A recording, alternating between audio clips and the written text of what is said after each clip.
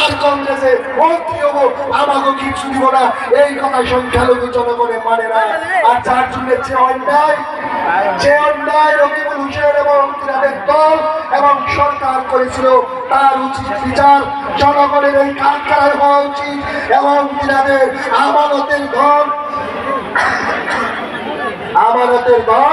বাজেয়াপ্ত করে দেওয়া উচিত।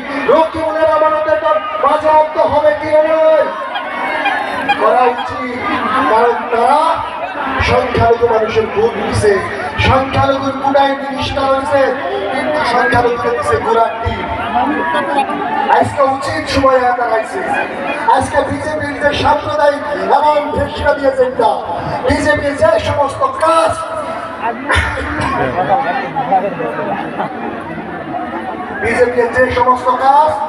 এই দেশের মধ্যে করতেছে, বিজেপি আমাদের কমের শত্রু, আমাদের জাতির শত্রু।